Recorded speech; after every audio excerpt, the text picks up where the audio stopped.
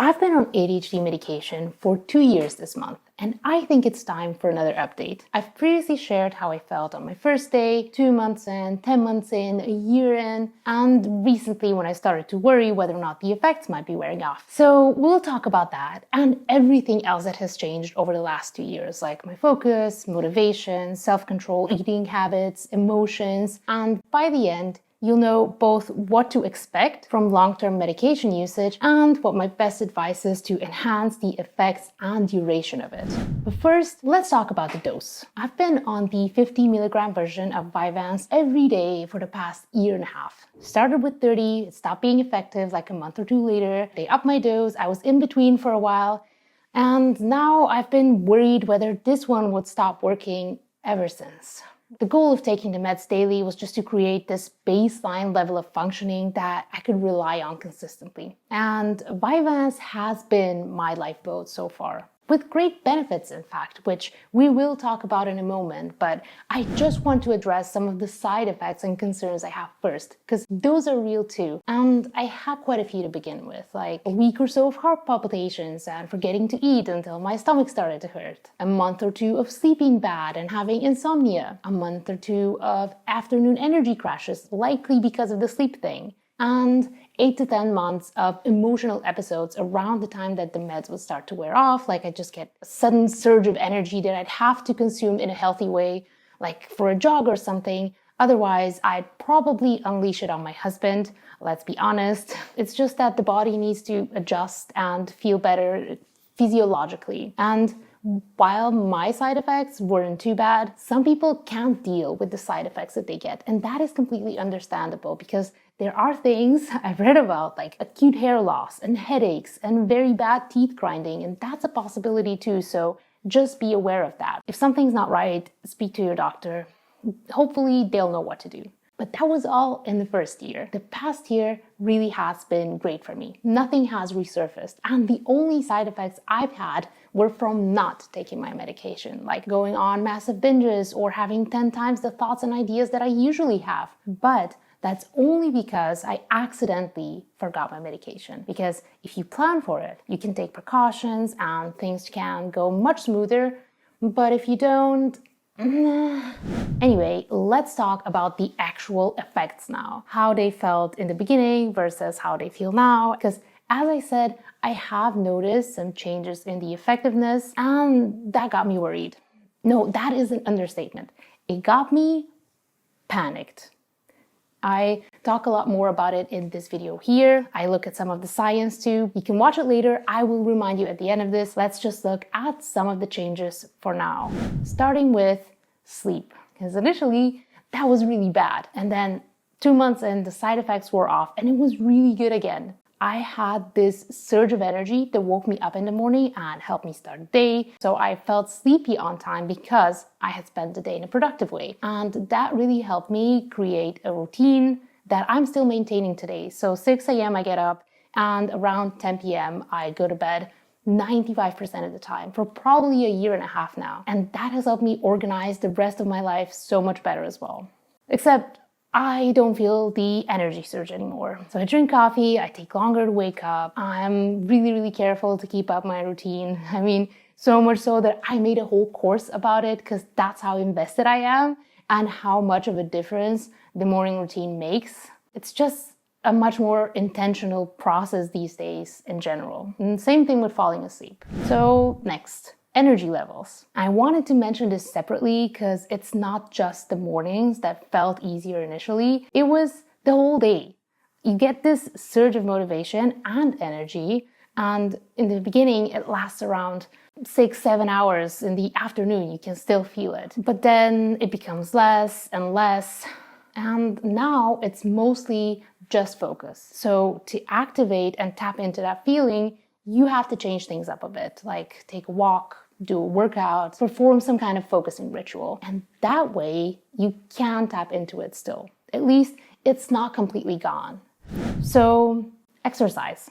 Like I said, it doesn't come naturally anymore, but it's okay. Because while the motivation and energy were great to begin with, the crucial thing for me really was the establishing of that baseline, that reliable level of executive functioning that I could always fall back on And that is what actually helped me stay active for the past 2 years.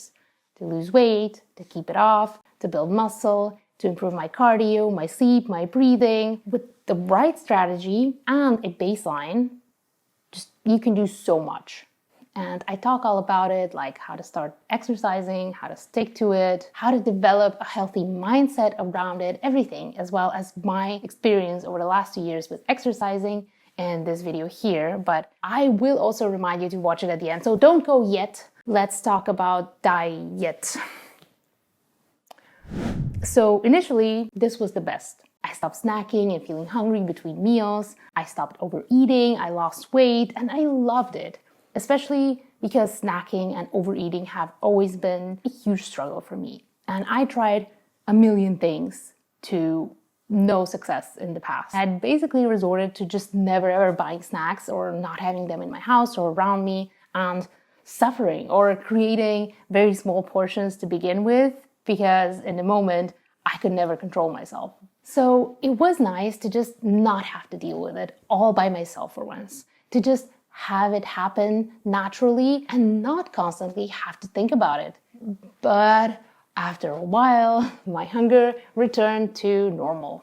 Not ADHD normal, but what I believe is probably neurotypical normal. I still don't snack or overeat as much. And even though I get hungry regularly and eat regularly, I can stop eating before I overeat. So there's still a huge difference. Like if you put a cookie on the table, I won't eat it unless I want to. And that was unthinkable for me before. So I'd still rate this effect a 10 out of 10 because the alternative was excruciating. Moving on to social skills and relationships, because those are super difficult. Like there's 100 billion ways to fuck up social interactions unintentionally and be misunderstood. The meds changed that for me, at least at first. They gave me this second to think before acting on my emotions without even trying. Like with eating, just it happened automatically, which is how I imagine neurotypical people do it. Like the think before you act kind of thing. I didn't react instantly. I could use all of my therapy skills and logic to analyze things. And I saw a lot of improvement. People took things better and understood me. They weren't as confused or mad about things. I could express myself so much better. And now, sometimes it works, sometimes it doesn't. It really depends on how much energy and focus I have in me. But I do have more awareness in general because I was finally able to see how my thinking and my reactions affect other people for once, with actual clarity as if from third person. And that left a mark on me. I realized that even though things felt a certain way from my perspective, it is completely understandable to react the way that people did sometimes. And that still helps me to this day. So when I have the energy, I use all that knowledge and I do well. When I don't, I try to recharge or at least give a disclaimer that I might react a little bit different that day in advance. Next, mood and mental health. I wanted to touch on this because stimulants are obviously mood boosters as well, and people expect to feel a bit better from taking them. It didn't happen for me. It does happen for others for sure, but it might just be a woman thing with all the hormones and the PMS that gets in the way. I don't know. It's just hard for me to establish a baseline in terms of mood specifically. Like I still PMS. I still hate everything sometimes. I get angry, I get sad, I get frustrated. But at least that's where the ADHD coaching and therapy really shines. Understanding your struggles and emotions helps you reframe them, unmask, and be kind to yourself. So I don't blame myself for it. I don't make decisions or trust my emotions when things feel really bad and I just notice that I'm distraught. I mostly kind of take a step back and let things pass naturally. And that has been amazing as well.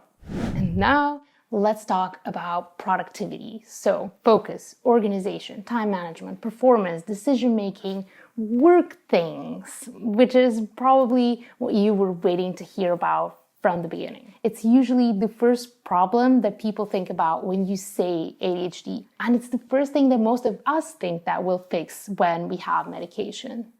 but I intentionally wanted to talk about it a bit later in the video because everything else that we've mentioned so far has a massive effect on how these work things play out. Like if you've been stuck on the couch for 2 weeks and not sleeping well because you had a falling out with a loved one, you're not going to plan your day. You're not going to time block. But maybe at gunpoint, or if your boss was standing right there or something.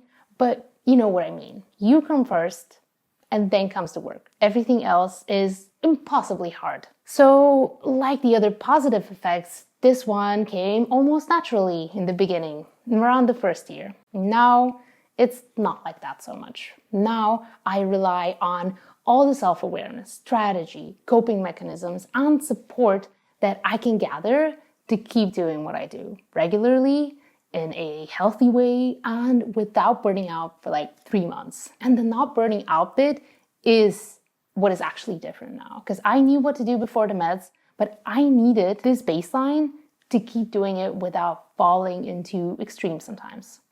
The difference is the baseline. Because if your days are more comparable, it's easier to see what's different on a given day and what tool or strategy will best help you fix that. It's easier to rely on your routine, your calendar, your timer, and to say, I will stop working now. I will go to bed on time. I will take a shame-free rest day off because you know that you will come back tomorrow. You've done it already multiple times.